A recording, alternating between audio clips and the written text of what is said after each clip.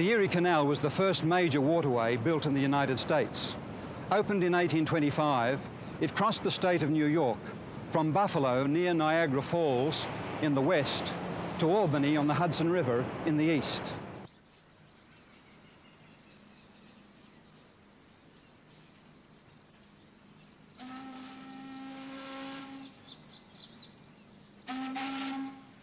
About half an hour's drive east of Rochester lies the small town of Port Gibson.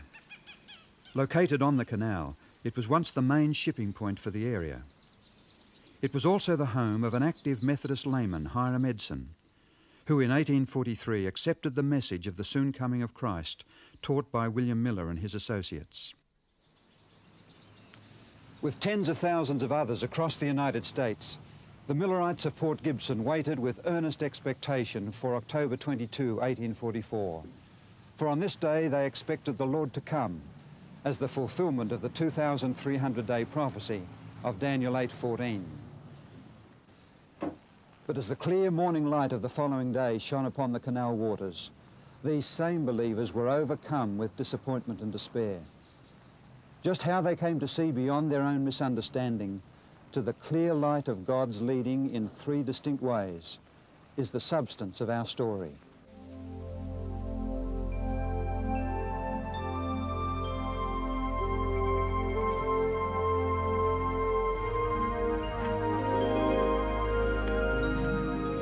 There were many Adventist believers who gathered at Hiram Edson's farm on October 22, 1844. Researchers established that this was his house, though rooms have been added on both sides since the time Edson lived here. On that cool October morning, the disappointment of Edson and his friends became all too real. That slips off the tongue mighty easily, young fella. I beg your pardon, sir? I don't think you have any idea how devastated we were. What do you mean? I'm telling you, we experienced the worst kind of doubt. Some of us with more bitterness than others. We wondered if the prophecies of Daniel were wrong. We wondered if maybe the Bible was a fairy tale. And some of us even wondered if there was still a God in heaven. We went to my barn back there and we prayed. And after re-examining our faith, we decided that there had to be an answer to our dilemma. And what was that? Well, after we'd eaten breakfast, I suggested to young Owen Crozier that we visit some of our neighbors in the area here and see if we could encourage them a bit. I'm not sure if it was because of our fear of our mocking neighbors, but anyway, we headed out across my cornfield. All that corn. We'd been so sure of Christ's second coming that I'd left the whole crop standing in the field. Have an ear of New York's finest. Thank you. You're welcome. You know, as we walked along that morning, and I reviewed in my mind the events of the previous 24 hours, suddenly I stopped and looked up into heaven, and it seemed as if the heavens opened, and across my mind flashed the arrangement of the sanctuary. You know, we Millerites had been preaching the text until 2,300 days, then shall the sanctuary be cleansed. And we thought that that sanctuary was this earth.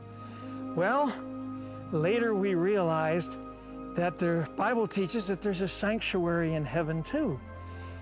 And Christ had moved like the high priest on the Day of Atonement from the holy place to the most holy place on October 22, 1844.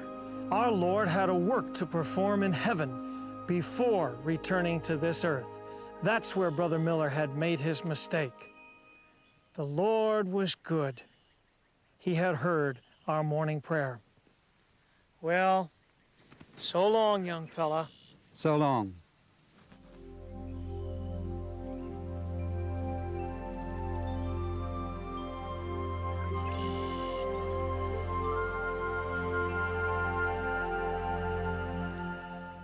In the following months, Hiram Edson and his associates continued to study the subject of the sanctuary and its cleansing.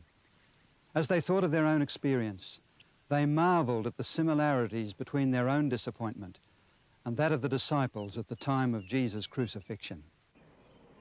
Eventually, Edson persuaded his friend Crozier to publish their findings in an extra edition of the Millerite journal, The Day Star, February 7, 1846.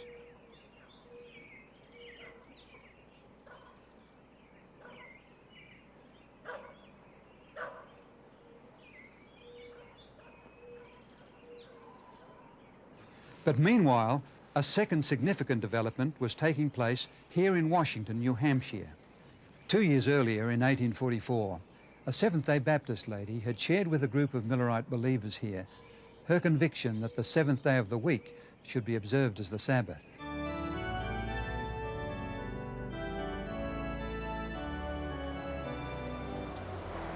The Christian observance of the seventh-day Sabbath has persisted throughout the Christian era. At times it has been driven underground, but it has always reappeared to urge its message upon the world. From the days of the Apostles down to the 5th century, it continued in various parts of the Roman Empire. However, as the Christian Church slipped further and further into apostasy and adopted the idolatrous rites and practices of sun worship, the seventh-day Sabbath was soon discredited, its observance suppressed, and in its place, Sunday was exalted as the day of worship. During the Reformation of the 16th century, Luther took his stand on the Bible as the supreme authority for the Christian. To Charles V, he declared, "I do not accept the authority of popes and councils, for they have contradicted each other. My conscience is captive to the word of God." This appeal to the Bible and the Bible only was the very foundation of the Reformation.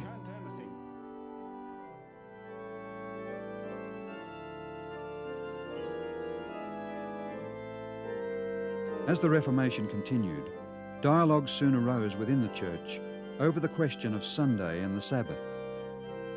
The Sabbath keepers asserted that there was no Bible support for the observance of Sunday. As a result, the observance of the seventh-day Sabbath spread throughout Europe, including England.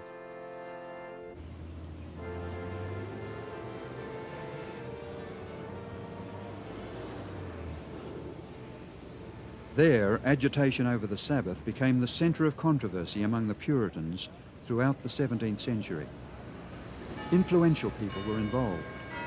Among the many who advocated the observance of the seventh day was a London barrister and a Commonwealth Speaker of the House of Commons.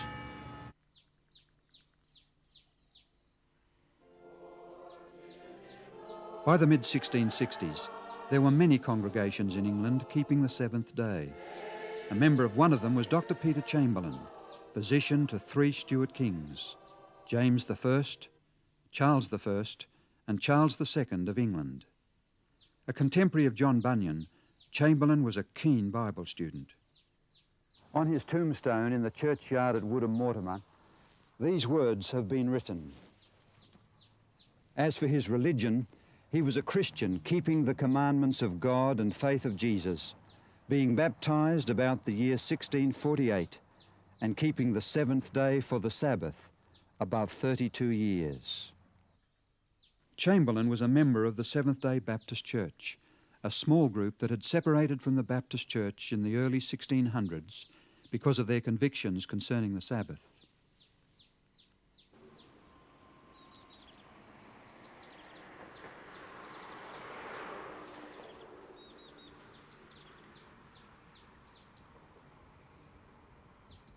In 1664, Stephen Mumford, a Seventh-day Baptist from England, emigrated to the New World.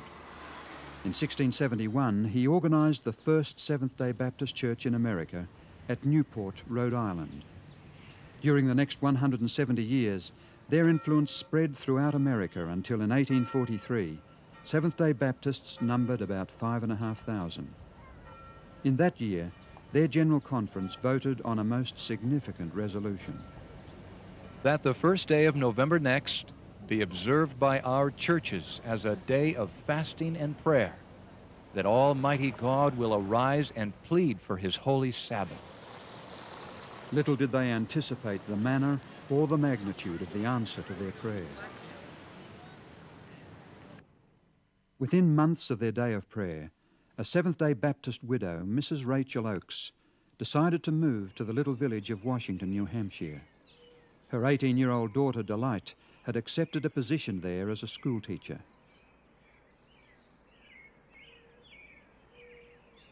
Driving into Washington today, the marker on the roadside states that this is the birthplace of the Seventh-day Adventist Church.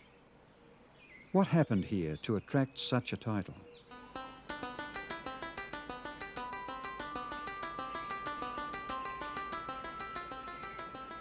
This sturdy wooden church is today located far from the town centre, but once it was set in the middle of a thriving farm community.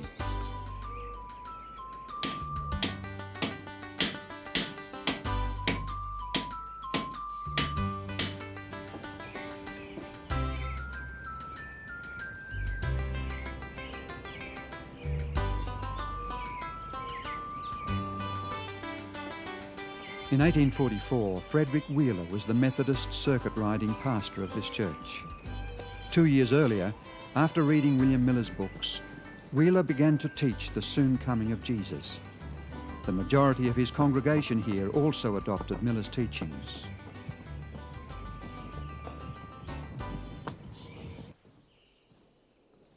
One Sunday morning, Wheeler was at this desk in the Washington, New Hampshire church, conducting the communion service. During the sermon, he encouraged the people to be faithful in keeping all 10 of God's commandments. Mrs. Oakes, the Seventh-day Baptist, who was attending here for fellowship, could hardly contain herself. When the pastor visited her soon after, she seized her opportunity. Reverend Wheeler. Hello, Rachel. I'm glad to see you. Good to see you. I've been looking forward to this. I want to talk to you about something important. What is the subject today? Come in. Thank you, Mrs. Oakes. It's a lovely fire.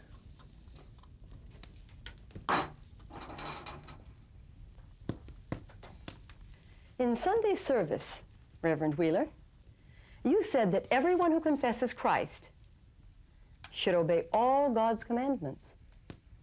I am strongly of that opinion, sister. Well, I'll be making it clear. I came near standing up right then and there and saying something.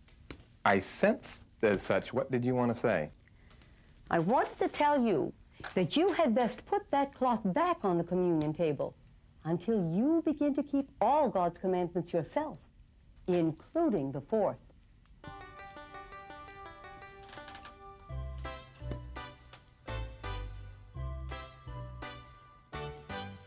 And so Frederick Wheeler was introduced to the Sabbath truth.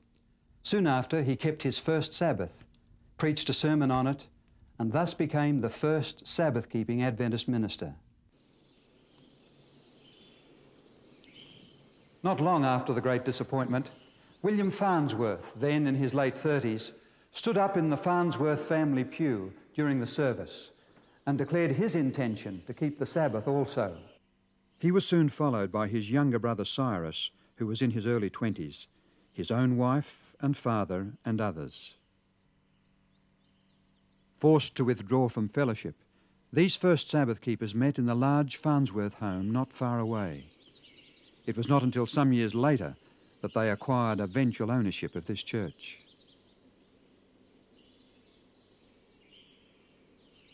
Adjacent to the church is the graveyard where many of these early Seventh-day Sabbath keepers lie buried.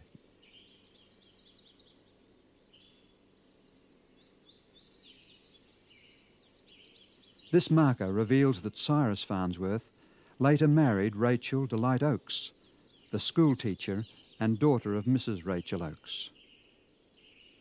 A short time after Wheeler commenced to keep the Sabbath, a second Millerite minister, Thomas Preble, joined him. Preble was a Free Will Baptist who had travelled with William Miller and proclaimed the soon coming of Jesus. He became the first Sabbath-keeping Adventist to advocate the Seventh-day Sabbath in printed form in an article he published in February 1845. Among the many who read his article which was later printed as a tract, was Joseph Bates, a retired sea captain. He was impressed with its truth. Some years before, Bates had accepted the teachings of William Miller. He held key positions in the Millerite movement and managed to weather the storm of the disappointment of 1844 without losing his faith.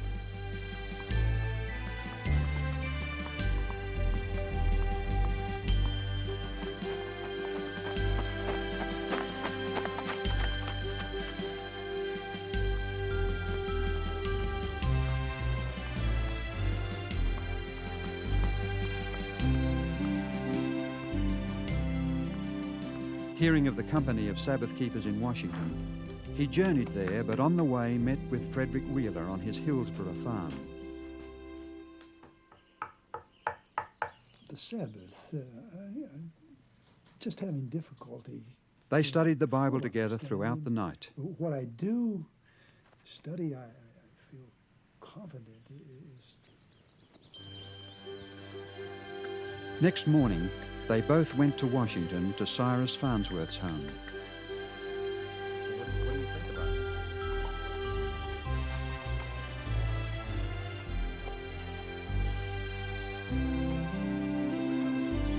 I've never had experienced such a challenge like this. Some of my members are questioning me constantly.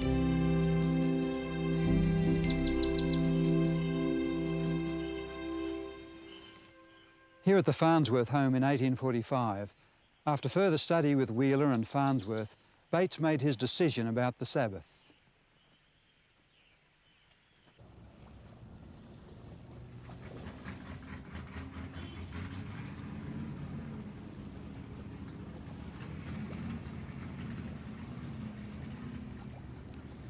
Returning home, Bates was crossing the bridge between Fairhaven and New Bedford, Massachusetts.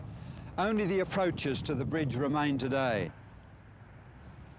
On the bridge, Bates met an old friend, James Madison Munro Hall, who asked him a question. "What's the news, Captain Bates?" The news is that the seventh day is the Sabbath of the Lord our God. And Bates devoted the remainder of his life to proclaiming that news. In August of 1846, Bates published his own tract, The Seventh-day Sabbath, a Perpetual Sign. Its contents pointed to a spiritual heritage received not only from the Seventh-day Baptists, but also from the English Puritans and others before them. It contained as well an important new idea that heralded the prophetic significance of the developing Seventh-day Adventist Church.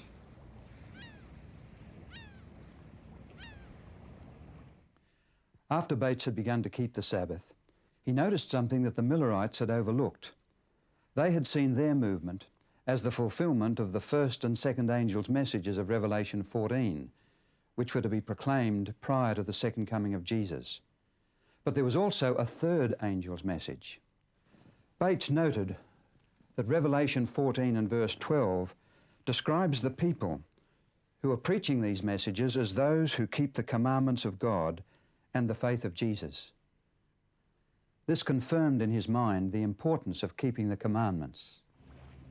It seemed to him that the time had come for a people who had proclaimed the first and second angels' messages to recognize the third message and to keep the commandments of God and the Sabbath, the fourth command, enjoined. Earlier in 1846, Bates received a copy of the Daystar Extra, which explained Hiram Edson's insights into the heavenly sanctuary and Christ's ministry in the most holy place. He began to correspond with Edson and accepted his invitation to a conference to be held in Port Gibson later that year. There, Edson shared his insights into the sanctuary, but Bates too had something to share. As Bates outlined his reasons for keeping the seventh-day Sabbath, Edson jumped to his feet and declared, "That is light and truth. The seventh day is the Sabbath, and I am with you to keep it." And keep it he did till the day of his death.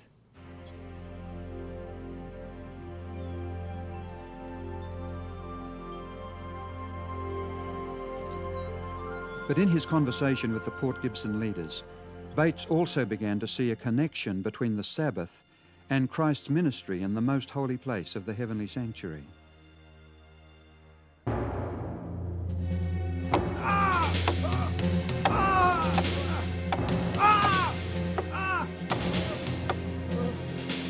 Jesus was at the centre of both teachings.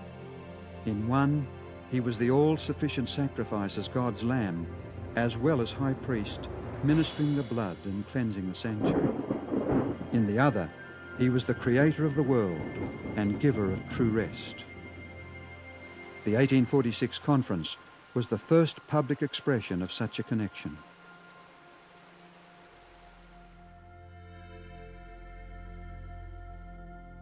At this conference, Bates listened with great interest to Edson's ideas about the heavenly sanctuary.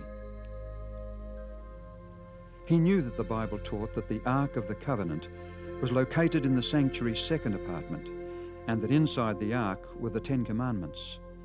With great interest, therefore, he read Revelation 11:18, which speaks of the final days of Earth's history, when the nations would be angry and the time had come for the world's last judgment.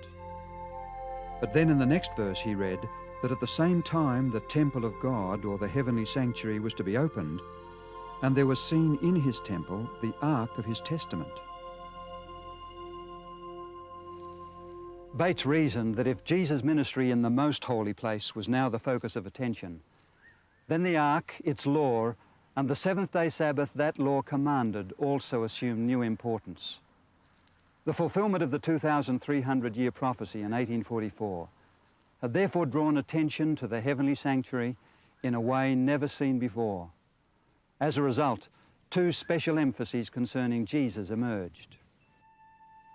First, he was now engaged in his final work as our high priest in the most holy ministry of that sanctuary. Second, he was Lord of the Sabbath day and had both commanded the seventh day to be kept holy and observed it himself as our divine example. But there was to be a third distinguishing sign associated with God's great final proclamation of the gospel. It too was to come from Jesus, for in Revelation 12:17 it is identified as the testimony of Jesus. Just what does this mean?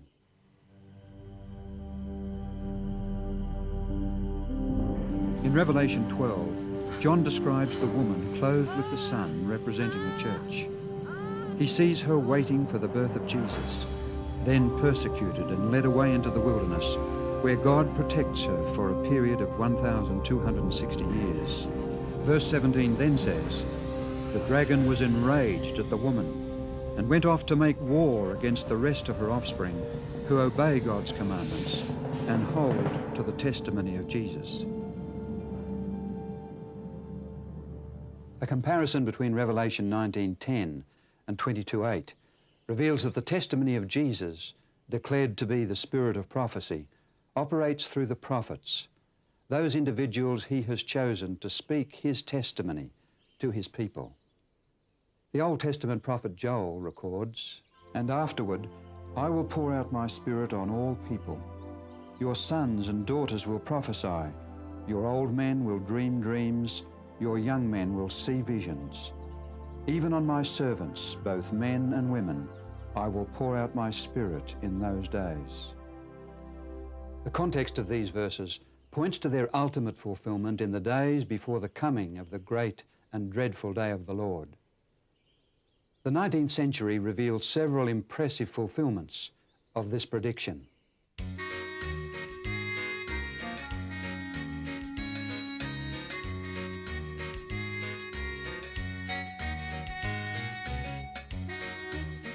In the late 1830s, a young American black who was converted at the age of 17 moved here to Boston, Massachusetts, to prepare for the gospel ministry.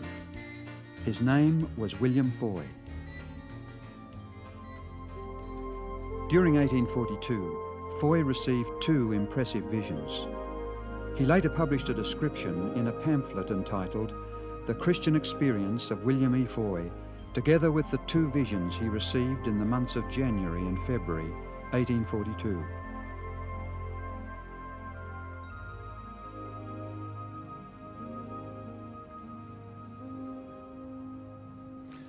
On Tuesday evening, January 18, 1842, 23-year-old Foy was meeting with a group of Christians for prayer and Bible study here in Beacon Hill, Boston. During the meeting, he experienced the first of 4 visions. It lasted for 2.5 hours.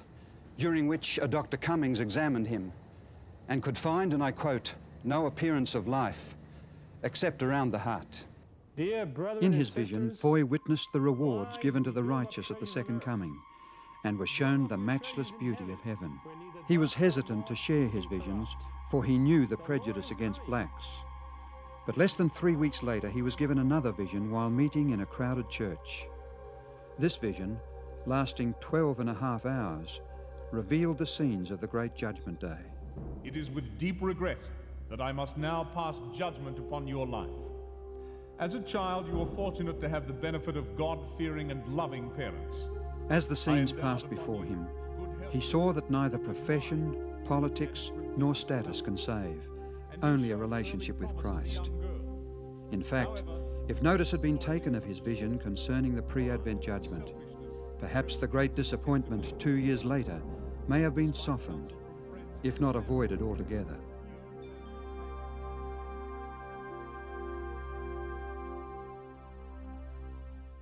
Foy was told to relate to others what he had seen, and during the months that followed, he preached extensively, creating a sensation wherever he went. Vast crowds heard him tell of what he had seen of the heavenly world and the need to prepare for it.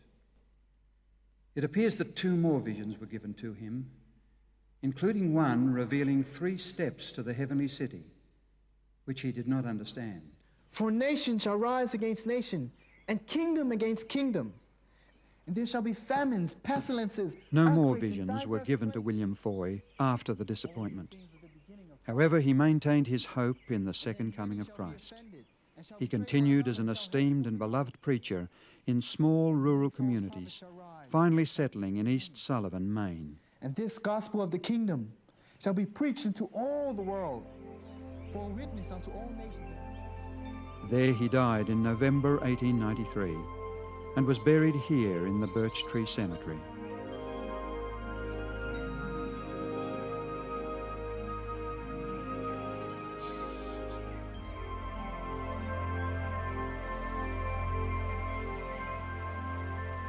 Shortly before the Great Disappointment, God placed the prophetic gift on another, Hazen Foss, who lived in Poland, Maine. He was 25 years old, well-educated, a good speaker, and a believer in the soon coming of Jesus.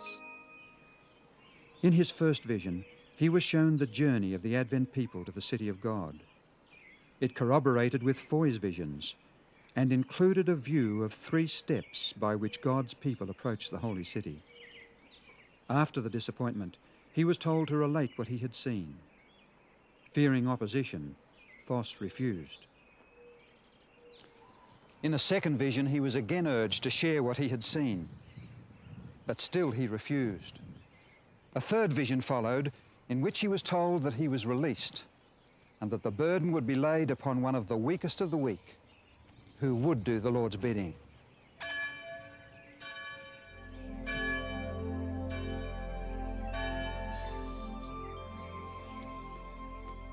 A few weeks later, Foss stood outside the door of a little chapel, listening to a miraculous story. He was urged to come into the meeting, but he refused. The manna, almonds, figs, pomegranates, and grapes, and the other fruit. I asked Jesus to let me eat of them. He said, "Not now. Those that eat of this fruit return to earth no more. You must go back and relate to others that I have revealed to you." Then an angel bore me gently down. What he heard was an account of a vision almost identical to the one given him. Who was it that Foss saw that night? Her name was Ellen Harmon, a 17-year-old girl so ravaged by tuberculosis it threatened to take her life. She could barely speak in a whisper and was often wakened from sleep by coughing and bleeding in her lungs. Yet God took this weakest of the weak and called her to give the testimony of Jesus to his people. Empowered by God's Spirit, she was to bear that testimony for the next 70 years. The explanation of the sanctuary, the seventh-day Sabbath truth, and a modern manifestation of the spirit of prophecy These three key revelations helped lead many through the disappointment of 1844. And it was the last of these, in the person of Mrs. Ellen Gould White, who was to continue to act as a compass for this fledgling group of believers well into the 20th century. It is to her story we turn next.